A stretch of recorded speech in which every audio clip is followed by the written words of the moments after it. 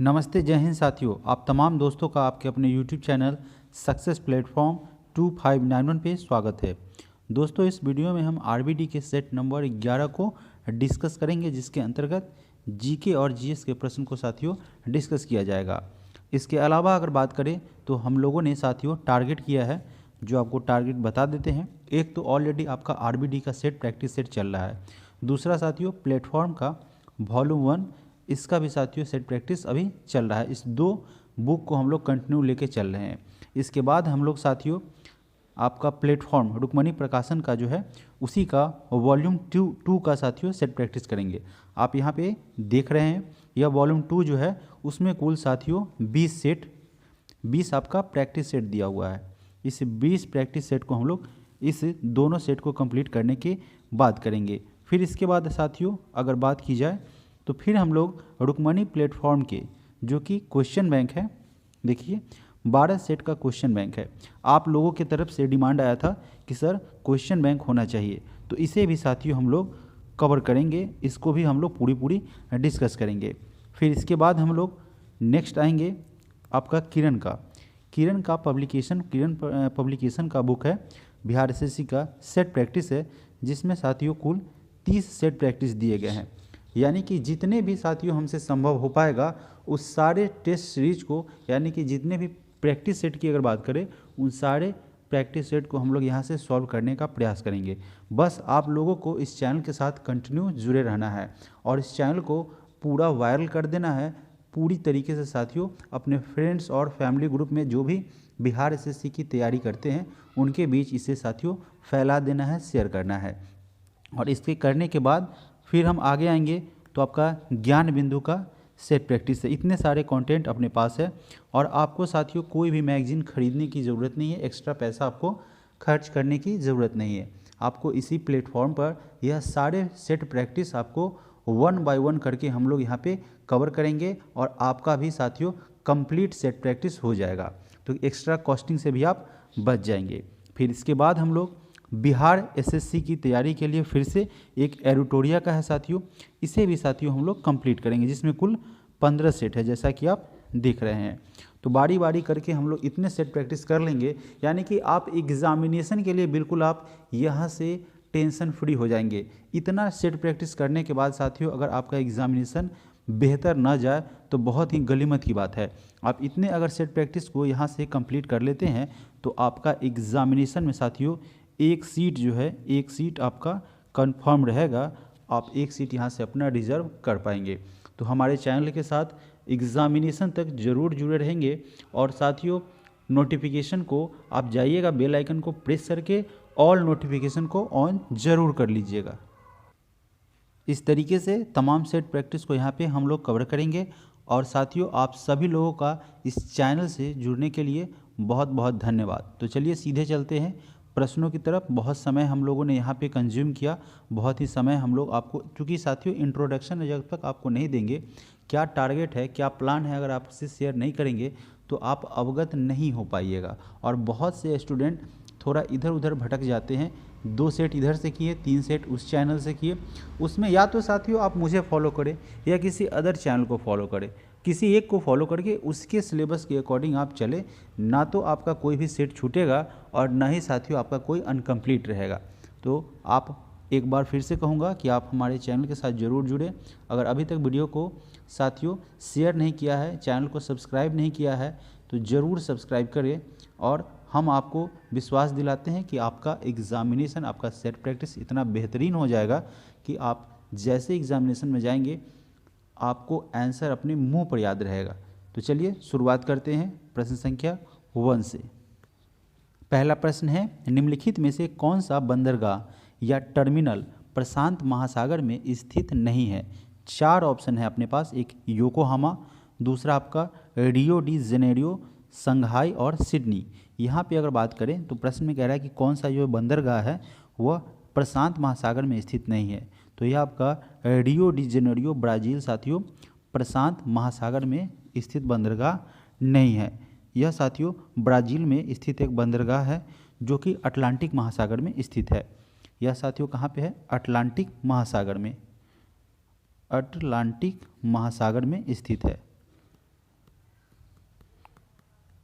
तो हमारा इसका आंसर हो जाएगा ऑप्शन नंबर बी। जबकि याकोहामा, संघाई और सिडनी, यह साथियों अगर इसकी बात करें तो यह प्रशांत महासागर सागर में स्थित बंदरगाह है। ठीक है।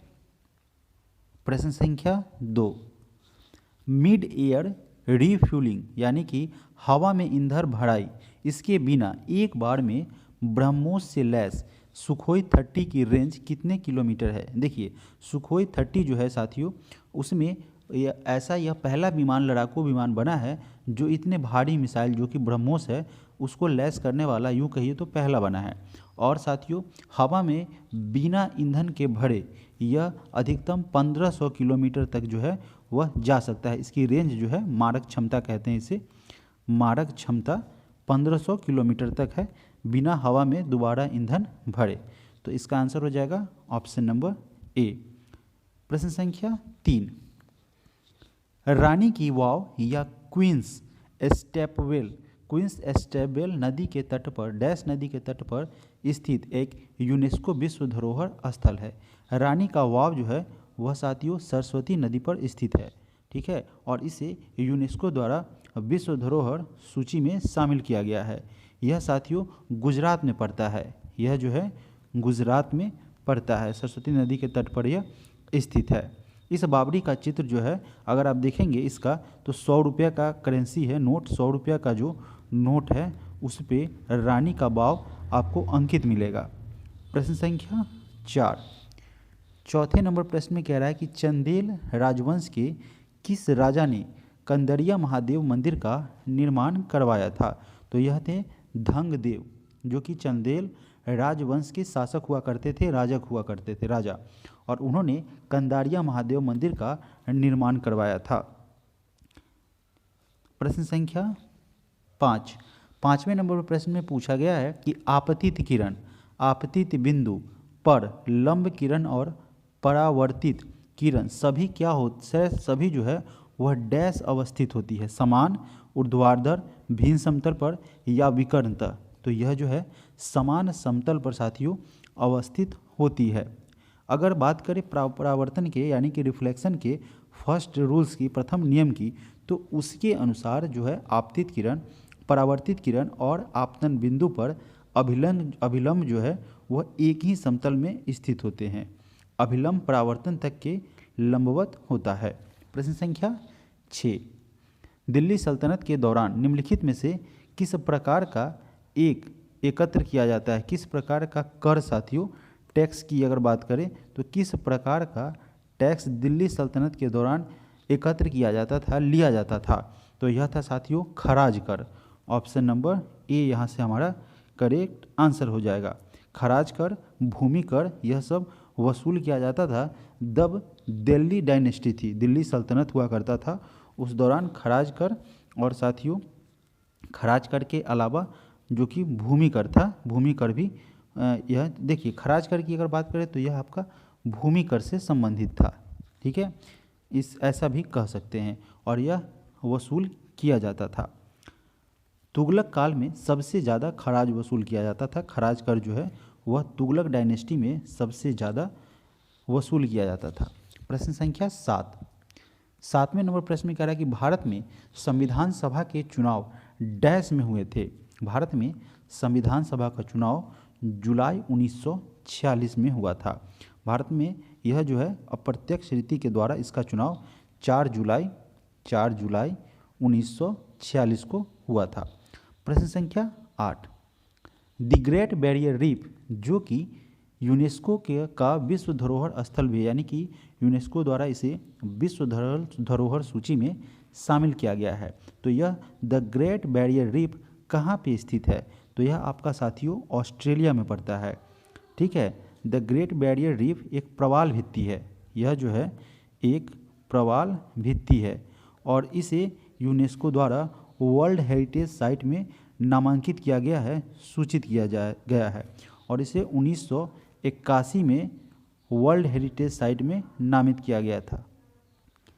भारत के संविधान के तहत अनुच्छेद डैश कहता है कि राष्ट्रपति के पास किसी दोषी व्यक्ति की सज़ा को कम करने या उसे माफ़ी देने की शक्ति होती है। ऐसा शक्ति उसे किस आर्टिकल के तहत प्रदान किया गया है?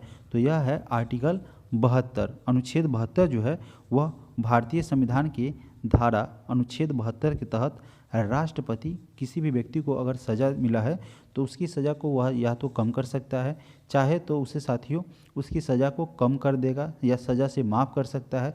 साथियों मृत्यु दंड को भी वह अपनी इच्छा से चाहे तो वह माफ़ कर सकता है।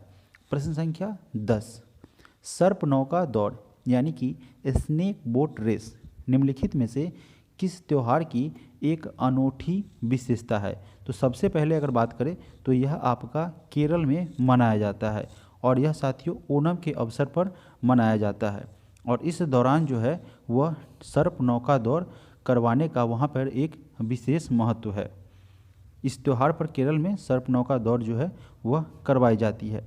प्रश्न संख्या 11, निम्नलिखित में से कौन सा रसायन भारत में पहली बार स्थानीय रूप से निर्मित किया गया था और अक्टूबर 2020 में Gujarat state fertilizer and chemicals India limited के द्वारा लॉन्च किया गया था?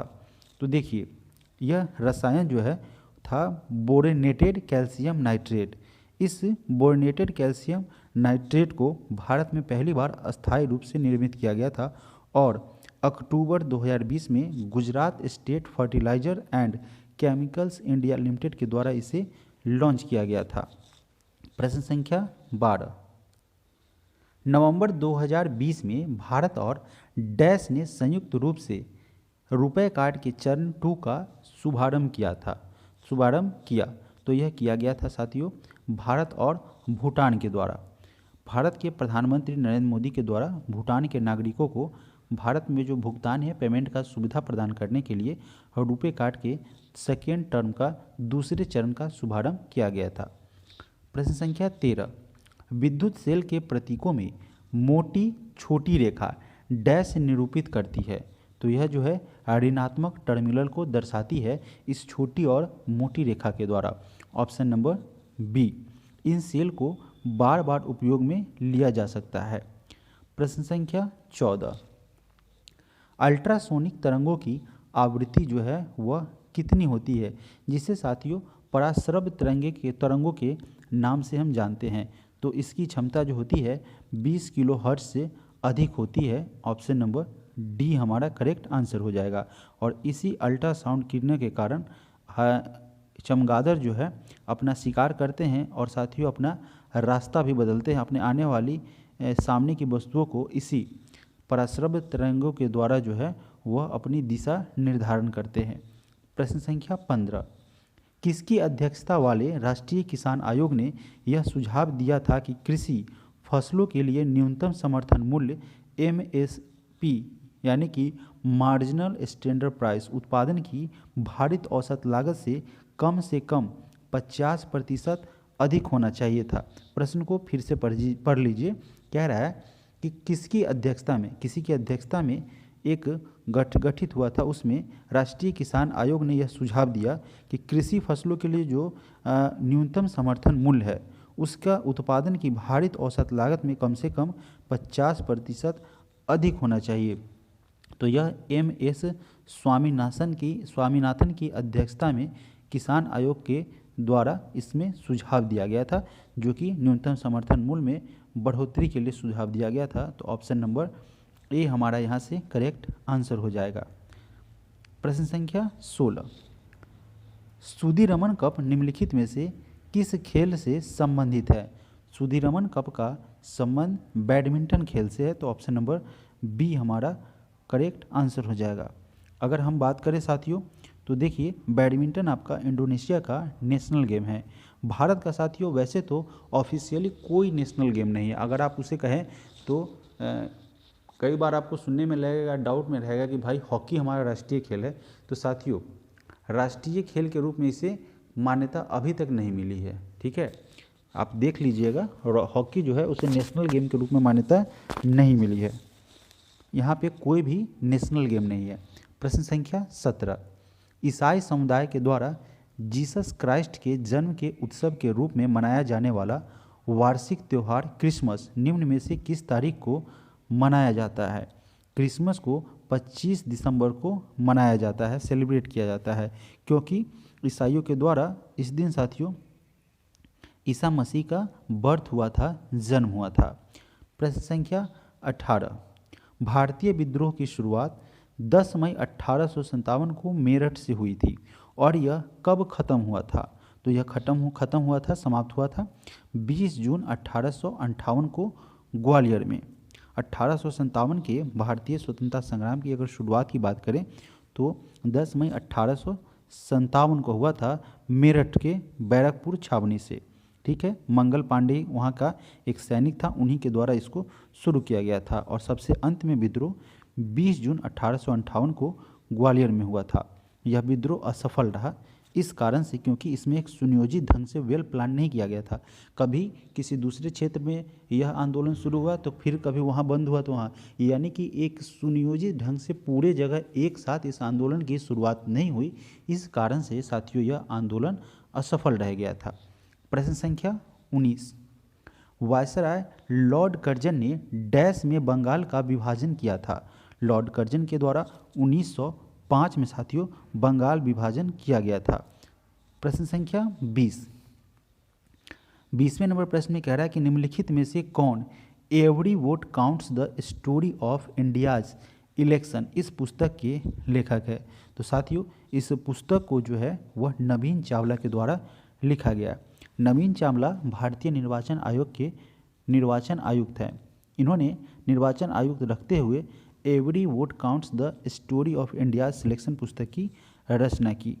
प्रश्न संख्या 21, उत्तराखंड का स्थापना दिवस कब मनाया जाता है?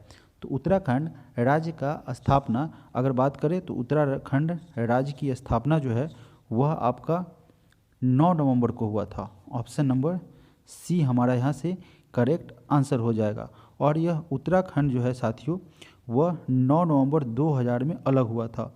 यह जो है उत्तर प्रदेश से विभाजित हुआ था। उत्तर प्रदेश से कट करके यह उत्तराखंड का निर्माण जो है हुआ था 2000 में, 9 नवंबर 2000 को। और उत्तराखंड जो है वह 27वां राज्य बना था।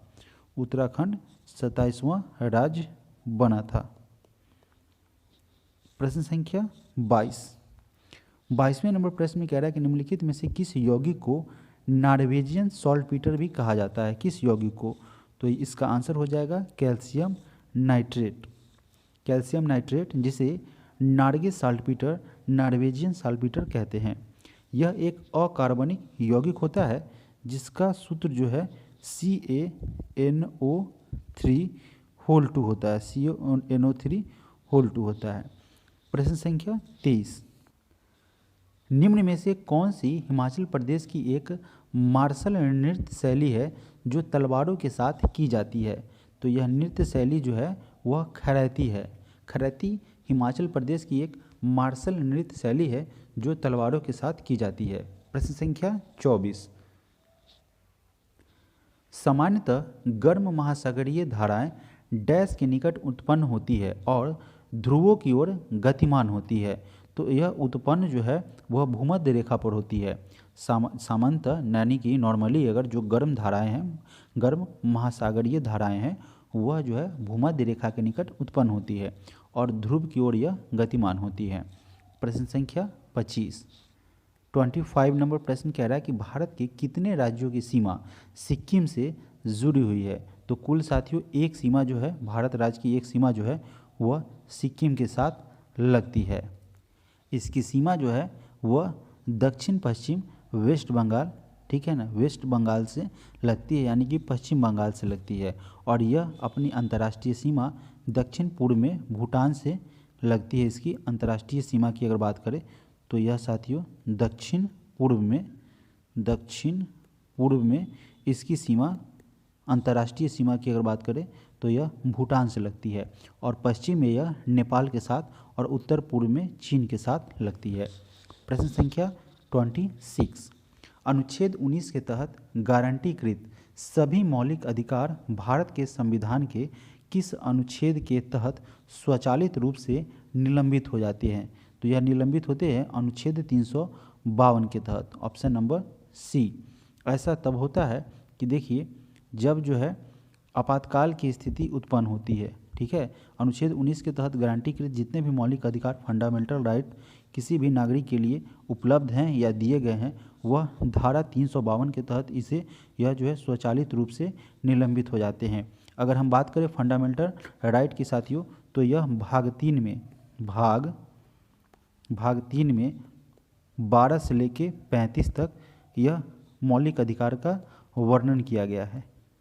अनुच्छेद 12 से लेकर 35 तक में मौलिक अधिकार का जिक्र किया गया है। प्रश्न संख्या आपका 27 हो जाता है। अमूल डैश से दूध और दूध के उत्पादों में सहकारी समितियों की सफलता की कहानी है, जो देश में श्वेत क्रांति लाया था। देखिए किससे, देखिए अमूल की अगर बात करें तो यह अमूल जो है वह गुजरात से दूध और दूध के उत्पादों में सहकारी समिति जो है, सहकारी समितियां है, उसकी सफलता की कहानी है और देश में श्वेत क्रांति को आगे बढ़ाया था, लाने में मदद किया था। 1970 में साथियों श्वेत क्रांति की शुरुआत हुई थी। इसने डेयरी इंडस्ट्री में काफ़ी बदलाव आया था और गरीब किसान को इसमें एम्प्लॉयमेंट मिला था, रोजगार मिला था। वर्गीज कुरियन श्वेत क्रांति के जनक थे। वर्गीज कुरियन को श्वेत क्रांति का जनक कहा जाता है। इसके अलावा उन्होंने यानी कि वर्गीज कुरियन ने देश में दूध के उत्पादन करने वाली सबसे बड़ी कंपनी अमूल की स्थापना की थी। इस अमूल की स्थापना वर्गीज कुरियन के द्वारा किया गया था। प्रश्न संख्या 28। ध्वनि जो कि एक यांत्रिक तरंग है, निम्नलिखित में से किस माध्यम से में यात्रा नहीं कर सकती है? तो साथियों निर्वात में यह यात्रा नहीं करती है। आप इस प्रश्न को पहले भी सेट में कर चुके हैं। ध्वनि जो है एक तरंग है जो वस्तु के कंपन से उत्पन्न होती है और हमारे कान में एक संवेदना, एक साउंड साथियों क्रिएट करती है, संवेदना, और ध्वनि का संचरण निर्वात में संभव नहीं हो पाता है। प्रश्न संख्या 29। छत्तीसगढ़ का स्थापना दिवस कब मनाया गया था? साथियों इस प्रश्न को अभी अभी हम लोगों ने किया है। इसकी स्थापना जो है वह 1 नवंबर 2000 को हुई थी और यह साथियों एमपी से अलग होके बना था। एमपी से अलग होके इसका निर्माण हुआ था। इस राज्य को, छत्तीसगढ़ को, भारत के चावल के कटोरा के रूप में भी जाना जाता है। प्रश्न संख्या 30।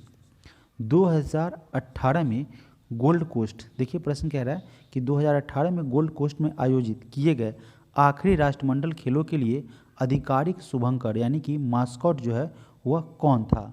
तो यह शुभंकर था वोरोबी, एक नीला सर्भिक कोआला था। यानी कि 2018 में जो है शुभंकर के बारे में पूछा जा रहा है। 2018 के गोल्ड कोस्ट में आखिरी राष्ट्रमंडल खेल का जो आरंभ हुआ था उसका आधिकारिक शुभंकर जो है वह वोरोबी था, जो कि एक नीला सर्फिंग कोआला था। ऑप्शन नंबर ए हमारा यहाँ से करेक्ट आंसर हो जाएगा। यह जो है पूर्वी और दक्षिणी ऑस्ट्रेलिया के तटवर्ती जो क्षेत्र है वहाँ पे पाया जाता है। इनको संरक्षित श्रेणी में रखा गया है तथा 2018 में गोल्ड कोस्ट में आयोजित किए गए आखिरी राष्ट्रमंडल खेल में इन्हें शुभंकर के रूप में चयनित किया गया था। प्रश्न संख्या 31। नवंबर 2020 तक की स्थिति के अनुसार भारतीय खेल प्राधिकरण SAI के महानिदेशक निम्नलिखित में से कौन थे? इसके महानिदेशक संदीप प्रधान थे। ऑप्शन नंबर ए हमारे यहाँ से करेक्ट आंसर बनेगा।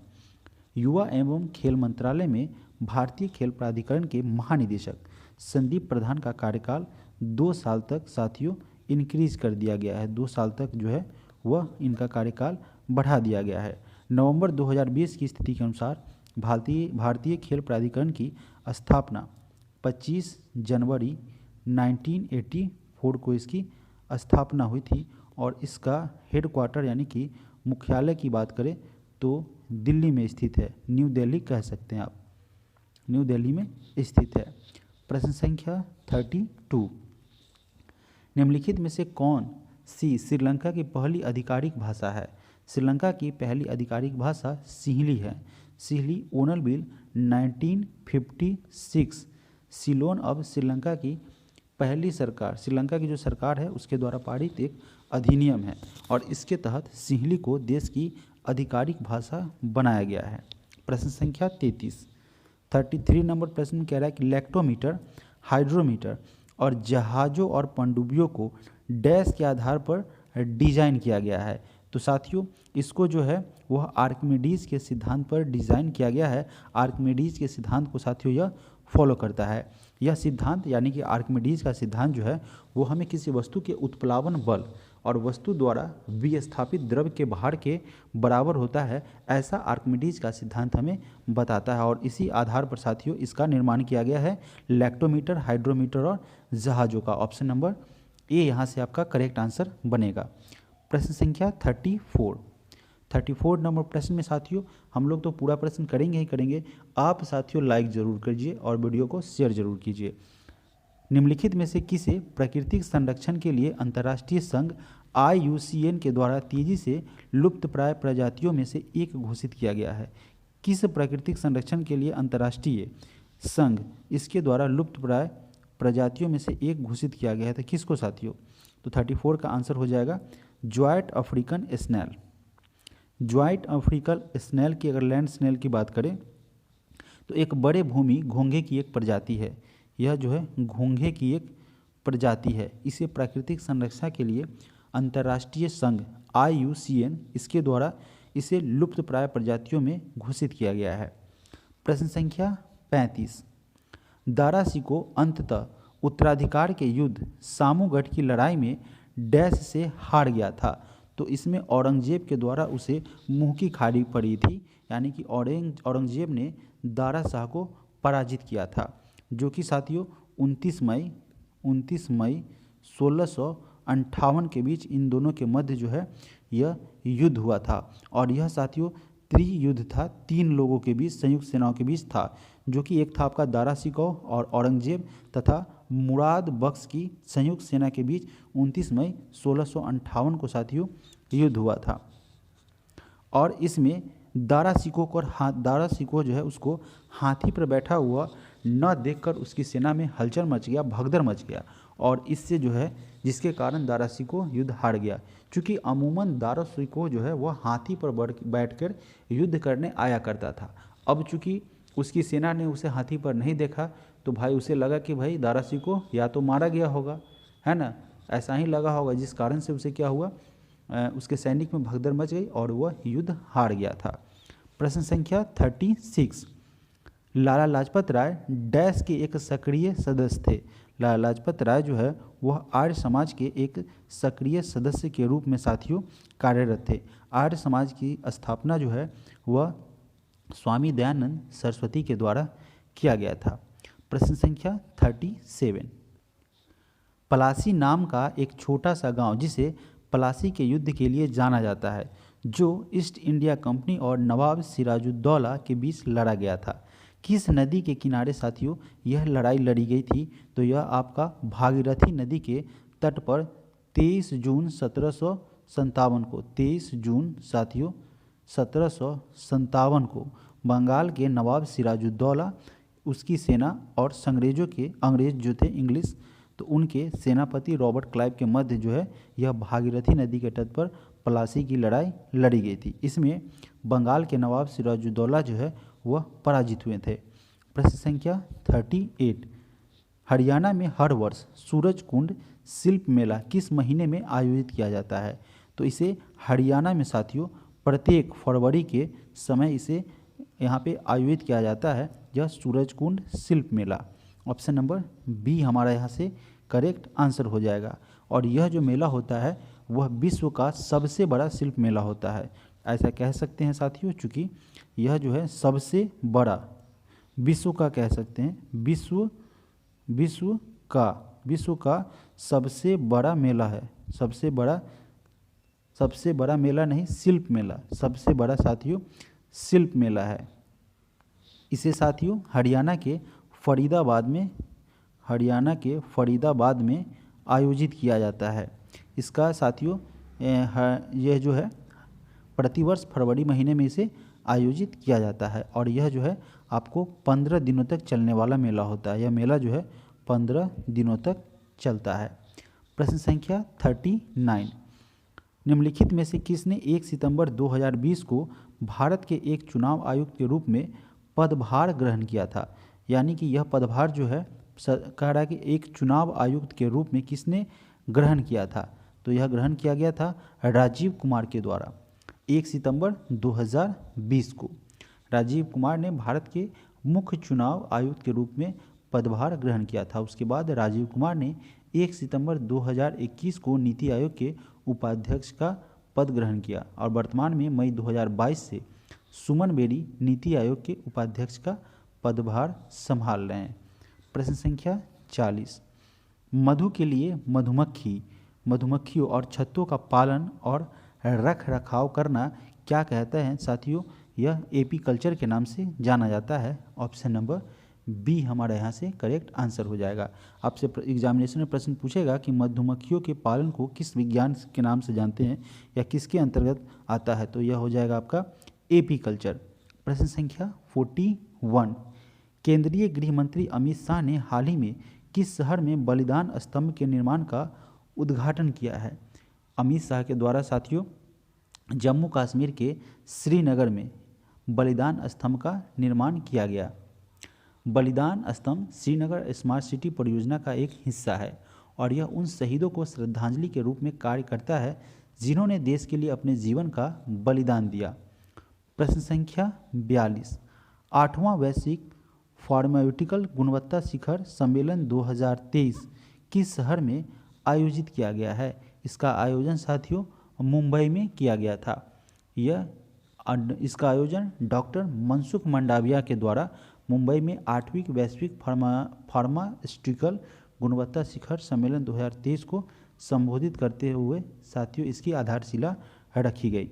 प्रश्न संख्या 43, भारत में पहली हाइड्रोजन संचालित ट्रेनें 2023 के अंत तक किस राज्य से शुरू होने की उम्मीद है? तो इसका शुरुआत साथियों पहली हाइड्रोजन चलित जो है संचालित ट्रेन उसका संचालन होने का अनुमान था हरियाणा में 2023 के अंत तक। चूँकि कई विशेषज्ञों का साथियों यह मानना था कि भारत जो है इसमें नहीं, यह अभी फ़िलहाल तो जर्मनी में चल रही, जर्मनी में हाइड्रोजन से चलने वाली जो है वह ट्रेन है और इस पे नज़र रख रही है कि भाई ऐसा टारगेट लिया गया था कि 2023 के अंत तक हरियाणा में भी हाइड्रोजन से चलने वाली ट्रेन का संचालन किया जाएगा। प्रश्न संख्या 44, निम्नलिखित में से कौन सी राज्य सरकार राज्य में 6000 करोड़ रुपए की लागत से पहली पानी के नीचे सुरंग बनाएगी? यह साथियों बनाया जाएगा, आपका आंसर क्या हो जाएगा? Assam. Option number C, 6000 crore रुपए की लागत से नुमालीगढ़ और गोहपुर के बीच असम की पहली पानी के नीचे सुरंग का निर्माण किया जाएगा और यह साथियों ब्रह्मपुत्र नदी के नीचे जो है पहली रेल सड़क सुरंग होगी। इसका निर्माण ब्रह्मपुत्र नदी के नीचे किया जाएगा, नदी के नीचे इसका निर्माण किया जाएगा। प्रश्न संख्या 45, वैश्विक प्रतिस्पर्धात्मक सूचकांक 2023 में भारत का स्थान क्या है? इस कैटेगरी में भारत का स्थान जो है वह आपका 40वां है। पिछले साल में 3 स्थान नीचे खसका है भारत का, पहले 43वां था, अभी साथियों 40वें स्थान पे है। प्रश्न संख्या 46, प्रधानमंत्री नरेंद्र मोदी को साथियों प्रधानमंत्री नरेंद्र मोदी की अगर बात करें तो उन्हें हाल ही में ऑर्डर ऑफ द नाइल से सम्मानित किया गया। यह किस देश का सर्वोच्च सम्मान है? तो ऑर्डर ऑफ द नाइल जो है वह आपका मिस्र का सर्वोच्च सम्मान है। काहिरा में राष्ट्रपति भवन में एक सम्मान के दौरान, एक समारोह के दौरान राष्ट्रपति अब्दुल फतह अल सीसी के द्वारा प्रधानमंत्री नरेंद्र मोदी को इस मिस्र के सर्वोच्च नागरिक सम्मान से जो कि ऑर्डर ऑफ द नाइल है इससे सम्मानित किया गया था। यह 14वां ऐसा सर्वोच्च राजकीय सम्मान है जो दुनिया भर के विभिन्न देशों ने पीएम मोदी को प्रदान किया। प्रश्न संख्या 47, फीफा क्लब वर्ल्ड कप 2023 का आयोजन किस शहर में किया जाएगा?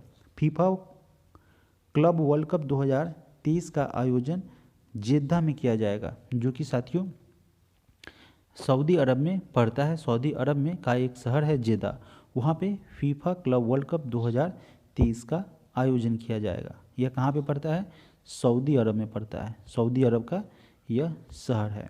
प्रश्न संख्या 48, किस राज्य सरकार ने राज्य में नशीली दवाओं के खतरे से निपटने के लिए एक समर्पित विशेष टास्क फोर्स का गठन किया है? यानी कि नशीली जो दवा हैं इनसे उबरने के लिए, इससे राहत पाने के लिए एक टास्क फोर्स का गठन किया गया है, एक टास्क फोर्स का गठन किया गया है। और यह गठन किया गया है हिमाचल प्रदेश राज्य सरकार, वहाँ के मुख्यमंत्री सुखविंदर लाल सुक्खू के द्वारा। प्रश्न संख्या 49, प्रधानमंत्री नरेंद्र मोदी ने हाल ही में भोपाल के रानी कमलापति रेलवे स्टेशन से कितनी नई वंदे भारत ट्रेन को हरी झंडी दिखाई है? तो यहाँ से कुल मिला के 5 वंदे भारत ट्रेन की शुरुआत की गई है, इसका परिचालन शुरू किया गया है। इन 5 में से 2 ट्रेनें साथियों, इस 5 में से जो है वह 2 ट्रेनें मध्य प्रदेश में और एक कर्नाटक में संचालित होगी। पटना और रांची को जोड़ने वाली एक नई भारत वंदे यानी कि वंदे भारत एक्सप्रेस का भी यहाँ पे एक उद्घाटन किया गया है। प्रश्न संख्या 50, निम्नलिखित में से किसने 2023 क्रिकेट विश्व कप में भारतीय क्रिकेट टीम का समर्थन करने के लिए जीतेंगे हम नामक अभियान शुरू किया? यह अभियान अदानी ग्रुप के द्वारा शुरू किया गया था। 2023 क्रिकेट विश्व कप में भारत का मनोबल बढ़ाने के लिए, भारत का हौसला अफजाई करने के लिए अडानी ग्रुप के द्वारा जीतेंगे हम नामक एक अभियान शुरू किया गया था। प्रश्न संख्या 51, निम्नलिखित में से कौन सी बीमारी वायु के माध्यम से नहीं फैलती है? अगर बात करें साथियों तो जुखाम फैलेगी, ठीक है। निमोनिया की अगर बात करें तो निमोनिया जो है वायु के संपर्क से, और तपेदिक यानी कि टीबी की अगर बात करें तो अगर कोई टीबी मरीज है तो उसके आसपास नहीं बैठना चाहिए उसके आसपास, क्योंकि उसके श्वास से आप संक्रमित हो सकते हैं। लेकिन हैजा जो है साथियों यह दूषित पानी से फैलता है, दूषित पानी से फैलता है। तो आपसे पूछा गया है कि कौन सी बीमारी वायु के माध्यम से नहीं फैलती है, तो ऑप्शन नंबर डी हमारा यहाँ से करेक्ट आंसर बनेगा। प्रश्न संख्या 52, बल की इकाई क्या है? अगर बल की इकाई की अगर साथियों बात करें तो यह क्या हो जाएगा? Kilogram metre second to the power -2, ठीक है। अगर हम बात करें साथियों तो बल की इकाई भौतिक में बल क्या है? सदिश राशि है, क्योंकि इसमें दिशा और परिणाम दोनों होता है, ठीक है। प्रश्न संख्या 53, हाइड्रोजन परमाणु के 3 समस्थानिक प्रोटियम, ड्यूटेरियम और ट्राइटेरियम है। हाइड्रोजन परमाणु है, इसके 3 समस्थानिक होते हैं, एक प्रोटियम, दूसरा ड्यूटेरियम और तीसरा ट्राइटियम। समस्थानिक ट्राइटेरियम का परमाणु क्रमांक और द्रव्यमान संख्या क्या है? इसकी परमाणु क्रमांक और द्रव्यमान संख्या 1 हो जाएगा, 1.1 और 3 हो जाएगा, ठीक है। प्रश्न को फिर से पढ़ेंगे। यहाँ पे अगर पूछा गया है कि परमाणु क्रमांक, तो परमाणु क्रमांक इसका 1 हो जाएगा, और परमाणु द्रव्यमान की अगर बात करें द्रव्यमान का, तो यह आपका 3 हो जाएगा। प्रश्न संख्या 54, निम्नलिखित में से कौन सी सबसे तीव्र भूकंपीय तरंगे हैं? सबसे तीव्र भूकंपीय तरंगे आपका क्या हो जाएगा? प्राथमिक तरंगे, पी तरंगे, जिसे हम प्राथमिक तरंग के नाम से जानते हैं। और यह जो है वह अनुदैर्घ्य ढंग की अनुदैर्घ्य तरंग जो होती है उसके भांति होती है, क्योंकि इनमें संचरण तथा कणों का दोलन एक ही सीध में होता है, एक ही लाइन में होता है, एक ही डायरेक्शन में होता है। प्रश्न संख्या 55, किसी पिंड पर लगाए गए बल के द्वारा किया गया कार्य पिंड द्वारा बल की दिशा में तय की गई दूरी और लगाए गए बल की मात्रा के गुणनफल के बराबर होता है। निम्नलिखित में से कौन सी कार्य की इकाई नहीं है? साथियों, किलोग्राम पर सेकेंड स्क्वायर जो है वह कार्य की नहीं है, जबकि क्या है? दूरी की है, दूरी की है, ठीक है। तो इसका आंसर हो जाएगा ऑप्शन नंबर ए। प्रश्न संख्या 56, किसी संस्थान में कर्मचारियों को कनेक्टिविटी प्रदान करने के लिए निर्मित शेयर्ड नेटवर्क को क्या कहा जाता है? इस शेयर्ड नेटवर्क को जो है वह इंटरनेट के नाम से जानते हैं। प्रश्न संख्या 57, निम्नलिखित में से कौन सा विकल्प इसमें से सही नहीं है, कौन सा विकल्प गलत दिया हुआ है? अब साथियों 1 MB बराबर 2 टू द पावर 13 बीट आपका सही है, और 1 GB बराबर 2 टू द पावर 20 बाइट दिया हुआ है, ठीक है। तो तो यहाँ अगर बात करें तो यह ऑप्शन हमारा क्या हो जाता है, गलत हो जाता है। ठीक है, 1 GB के बराबर, 1 GB के बराबर साथियों 2⁻30 बाइट होता है। यहाँ 20 है तो यह हमारा क्या हो जाएगा, गलत हो जाएगा। ठीक है, ऑप्शन नंबर बी हमारा क्या होगा, गलत हो जाएगा। प्रश्न संख्या 58, मार्च 2019 में केरल के कोच्चि के world professional billiards and snooker association के तत्वाधान में Indian open international snooker tournament का आयोजन किया गया था। इस टूर्नामेंट का फाइनल किसने जीता था? तो यह फाइनल मैथ्यू सेल्ट ने जीता था। इस बात करें तो 2019 इंडियन ओपन एक पेशेवर स्नूकर टूर्नामेंट हुआ था, जिसमें यह पुरस्कार जो है वह मैथ्यू सेल्ट के द्वारा जीता गया था। प्रश्न संख्या 59, desktop computer, laptop computer, tablet और स्मार्टफोन इनमें से किसके विभिन्न प्रकार है? तो यह साथियों माइक्रो कंप्यूटर का एक टाइप है, माइक्रो कंप्यूटर का। ऑप्शन नंबर ए हमारा यहाँ से करेक्ट आंसर हो जाएगा। सिंपल क्वेश्चन था, इसमें कुछ ज़्यादा जो है एनालिसिस करने की ज़रूरत नहीं है। प्रश्न संख्या 60, DRDO यानी कि डिफेंस रिसर्च डेवलपमेंट ऑर्गेनाइजेशन, इसके द्वारा बम के संसूचन और निपटान यानी कि डिस्पोज करने की अगर बात करें उसके बारे में विकसित किए गए वाहन का नाम बताएं। तो एक वाहन जो है DRDO के द्वारा जो बम के डिफ्यूज करने के लिए, डिस्पोज करने के लिए और संसूचन और निपटान के लिए विकसित किया गया है, उसका नाम साथियों आपको बताना है। तो यह हो जाएगा दक्ष। ठीक है, यानी कि दक्ष नाम का एक जो है DRDO के द्वारा जो है वह वाहन विकसित किया गया है, दक्ष नाम का, जो कि बम को क्या करेगा, डिफ्यूज करने का, डिस्पोज करने का काम करेगा। DRDO की स्थापना 1958 में की गई थी, जो कि इस कहाँ पे की गई थी, दिल्ली में इसकी स्थापना की गई थी। इसका आदर्श वाक्य है बलस्यं मूलम विज्ञानम। इसके प्रथम अध्यक्ष जी सतीश रेड्डी थे। प्रश्न संख्या 61, किस ग्रह को पृथ्वी की जुड़वा बहन यानी कि अर्थ ट्विन के रूप में जाना जाता है? तो साथियों आप सभी जानते हैं शुक्र ग्रह को पृथ्वी के जुड़वा बहन के रूप में जाना जाता है। शुक्र ग्रह पृथ्वी की बहिन भी कहते हैं, यानी कि बहन कहते हैं, क्योंकि यह देखने में और आकार में लगभग हमारी पृथ्वी के जैसा ही दिखाई पड़ता है। यह ग्रह पृथ्वी के आकार में करीब 81% जो है 81% एक ही जैसा लगता है। प्रश्न संख्या 62, हिमालय पर्वतमाला का वह हिस्सा जो तीस्ता और दिहांग नदी के बीच स्थित है डैश के रूप में जाना जाता है? तो यह जाना जाता है असम हिमालय के रूप में।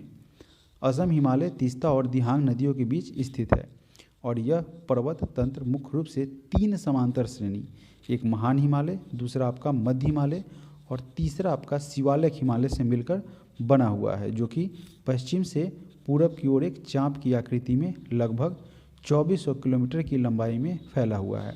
ठीक है, अगर आपको हम इस माध्यम से अगर बताना चाहें तो नॉर्थ, साउथ, वेस्ट और ईस्ट, यह जो है पश्चिम से पूरब की ओर, तो आपका पश्चिम इधर हो जाता है और पूरब इधर हो जाता है।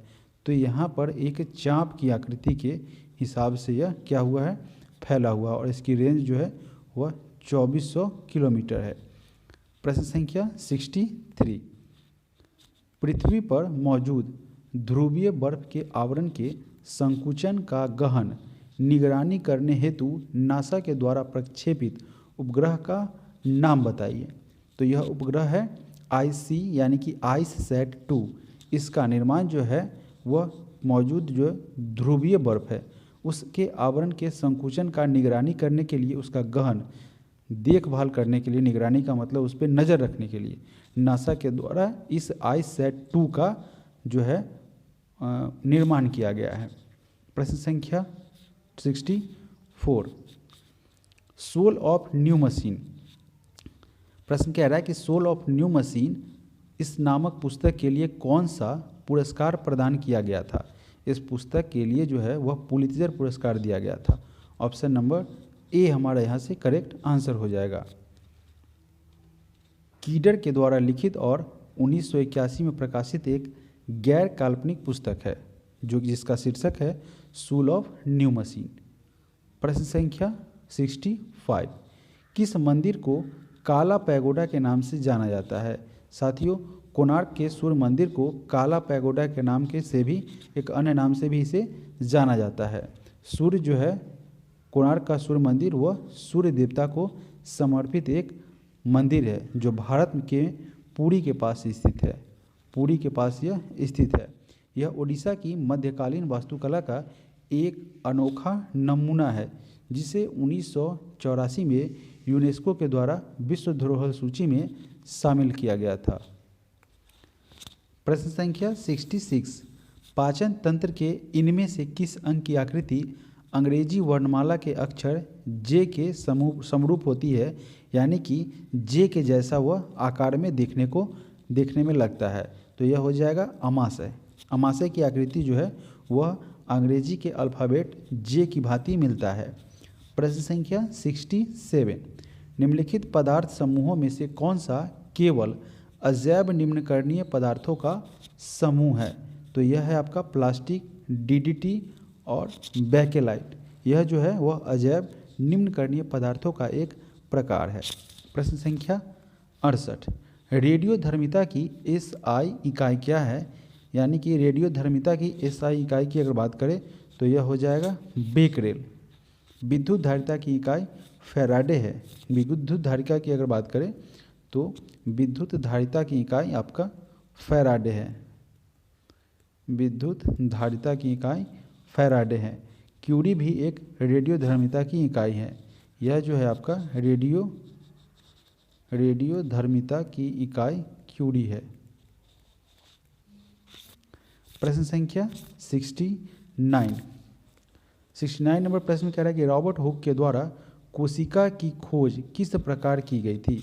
तो इनके द्वारा जो है वह कॉर्क का निरीक्षण करते हुए जो है वह कोशिका की खोज की गई थी, जो कि क्या थी? एक मृत कोशिका थी। तो ऑप्शन नंबर डी हमारा यहाँ से करेक्ट आंसर हो जाएगा। अगर हम जीवित कोशिका की बात करें तो ल्यूवेनहॉक के द्वारा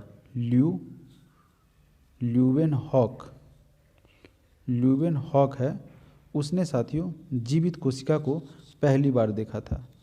जीवित कोशिका को पहली बार ल्यूवेनहॉक के द्वारा देखा गया था, ल्यूवेनहॉक के द्वारा। और मृत सेल्स की अगर बात करें साथियों, इन्हीं ने इसे कोशिका का नाम दिया था मृत सेल। कॉर्क का निरीक्षण करते हुए रॉबर्ट हुक के द्वारा इसे देखा गया था। प्रश्न संख्या 70, कक्षा में प्रस्तुति यानी कि प्रेजेंटेशन, इसके लिए कौन सा सॉफ्टवेयर अधिक उपयोगी होता है? इसके लिए सबसे अधिक उपयोगी जो है वह माइक्रोसॉफ्ट पावर पॉइंट होता है। ऑफिस में शामिल एक लोकप्रिय प्रेजेंटेशन सॉफ्टवेयर है और इसका प्रथम संस्करण 22 मई 1990 को आया था। 1990 में इसका पहला संस्करण लॉन्च हुआ था। यह विंडोज एवं एप्पल के मैक ऑपरेटिंग सिस्टम पर यह कार्य करता है। प्रश्न संख्या 71, नवंबर 2019 में 5वें भारतीय अंतर्राष्ट्रीय विज्ञान महोत्सव ISSF यानी कि ISFF है, सॉरी फिर से मिस्टेक, यहाँ पे प्रश्न को एक बार फिर से पढ़ते हैं। नवंबर 2019 में 5वें भारतीय अंतर्राष्ट्रीय विज्ञान महोत्सव ISF है ना, मैंने आई के बाद एस को 2 बार पढ़ लिया था। तो ISF का आयोजन कहाँ किया गया था? इसका आयोजन जो है वह कोलकाता में किया गया था। नवंबर 2019 में 5वां भारतीय अंतर्राष्ट्रीय विज्ञान महोत्सव IISF का आयोजन कोलकाता में किया गया था। प्रश्न संख्या 72 नंबर प्रश्न में कह रहा है कि विश्व पर्यटन संगठन यानी कि UNWTO का मुख्यालय कहाँ स्थित है? इसका मुख्यालय मैड्रिड स्पेन में पड़ता है। ऑप्शन नंबर सी हमारे यहाँ से करेक्ट आंसर हो जाएगा। UNWTO की अगर बात करें तो उसका पूरा नाम जो है वह होता है United nation world tourism. United nation world tourism उसका पूरा नाम होता है और इसकी स्थापना 1975 में की गई थी। प्रश्न संख्या 73। भारतीय पुरातत्व सर्वेक्षण यानी कि आर्कियोलॉजिकल सर्वे ऑफ इंडिया, इसका मुख्यालय कहाँ स्थित है? भारतीय पुरातत्व सर्वेक्षण का मुख्यालय नई दिल्ली में स्थित है।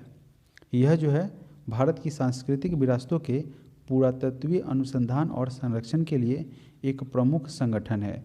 इसका प्रमुख कार्य राष्ट्रीय महत्व के प्राचीन स्मारकों तथा पुरातत्वीय स्थलों और अवशेषों का रख रखाव करना है। इसका मुख्यालय नई दिल्ली में है और इसके संस्थापक जो है वह अलेक्जेंडर कनिंघम थे, है ना। अलेक्जेंडर कनिंघम के द्वारा इसकी स्थापना की गई थी और इसका हेडक्वार्टर आपका दिल्ली में है। चलिए बढ़ते हैं अगले प्रश्न की तरफ। प्रश्न संख्या 74। भारतीय रिजर्व बैंक की स्थापना कब की गई थी? इसकी स्थापना 1 अप्रैल 1935 को हुआ था। आरबीआई की स्थापना 1 अप्रैल 1935 को reserve bank of India act 1934 के अनुसार यानी कि 1934 के द्वारा की गई थी। इसका हेडक्वार्टर जो है वह आपका मुंबई में पड़ता है। वर्तमान में आरबीआई के गवर्नर की बात करें तो शक्तिकांत दास वर्तमान में भारत के गवर्नर पद पर कार्यरत हैं। प्रश्न संख्या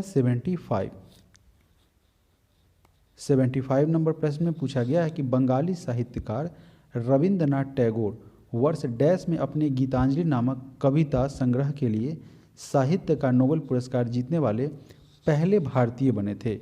तो उनके द्वारा 1913 में साथियों गीतांजलि के लिए उनको नोबेल पुरस्कार से, साहित्य का नोबेल पुरस्कार से सम्मानित किया था और ऐसा पाने वाले वो, ऐसा नोबेल पुरस्कार प्राप्त करने वाले पहले भारतीय बने थे।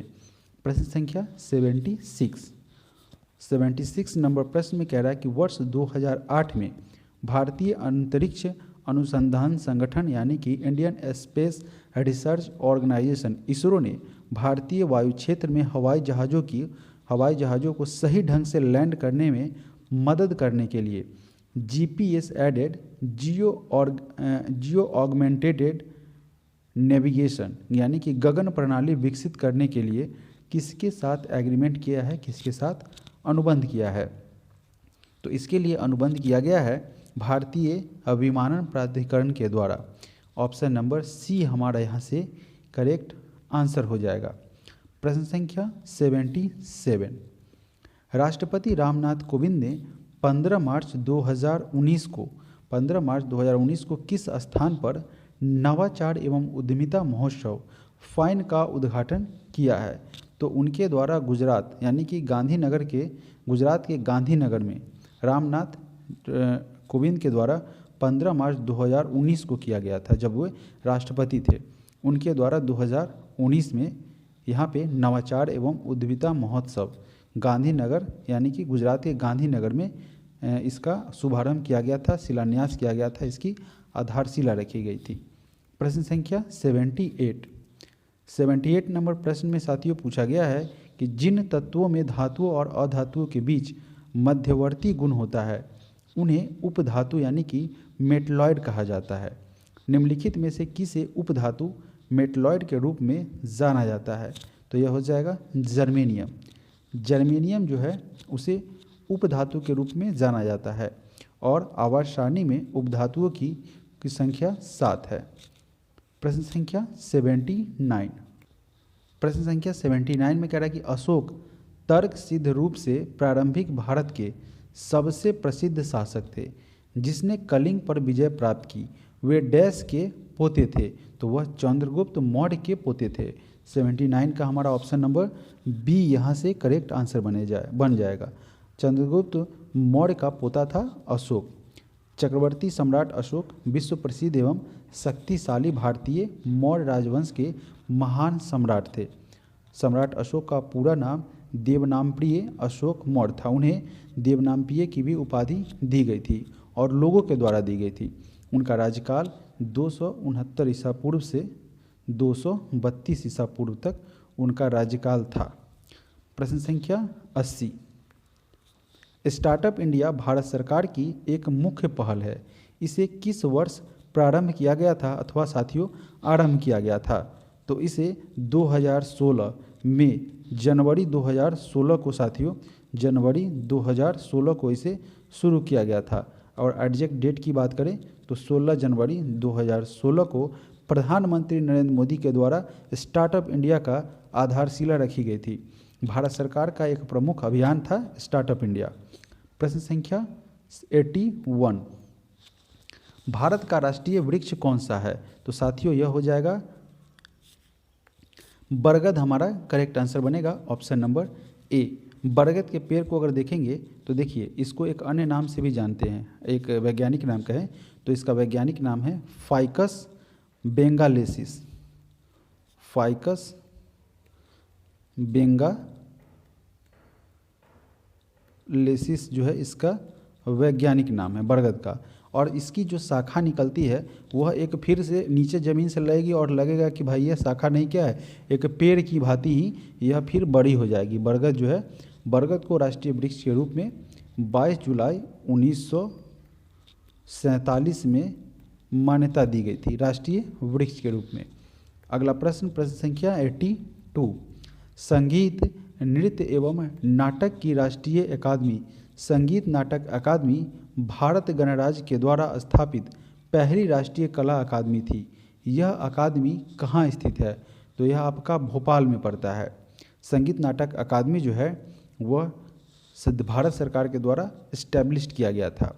और साथियों यह जो है नाटक की राष्ट्रीय स्तर की सबसे बड़ी अकादमी का मुख्यालय कहाँ है? दिल्ली में स्थित है। और इसकी स्थापना 1953 में हुई थी। ठीक है, 1953 में हुई थी।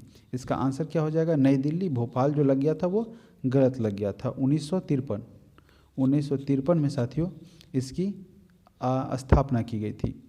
प्रश्न संख्या 84 में 83 नंबर साथियों आपका प्रश्न रह गया। 83 नंबर प्रश्न में कह रहा है कि स्वाइन फ्लू इनमें से किसकी वजह से फैलता है? स्वाइन फ्लू की अगर बात करें तो स्वाइन फ्लू जो है वह अधिकतम विषाणु के कारण फैलता है। विषाणु के कारण यह फैलने वाला है। और H1N1, ठीक है, H1N1 कहा जाता है स्वाइन फ्लू को। यह H1N1 वायरस होता है। यह वायरस जो है वह सूअरों की श्वास नली को संक्रमित करता है, यानी कि इसके बाद जो है यह मनुष्यों में फैलने लगता है। अगर हम इसकी बात करें कि भाई शुरुआत किससे होती है, तो यह जानवरों से मनुष्य में आता है। मनुष्य से जानवर में नहीं होता है, सबसे पहले यह जानवरों में होता है, जो कि आपको बता रहे हैं सूअरों में, सूअरों के श्वास नली को यह प्रभावित करता है और उसके बाद यह मनुष्य में आता है, उसके बाद यह मनुष्यों में फैलता है।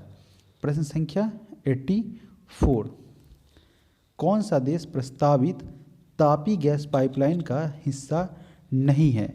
देखिए तापी गैस पाइपलाइन की अगर हम साथियों बात करें तो इसमें तुर्कमेनिस्तान, अफ़गानिस्तान, पाकिस्तान और इंडिया जो है वह है। और इसके इन्हीं देशों के नाम के पहले अक्षर से मिलकर यह तापी शब्द बना है, जो कि क्या है, इन चार देशों का एक क्या है, शुरुआती अल्फ़ाबेटिकल लेटर है।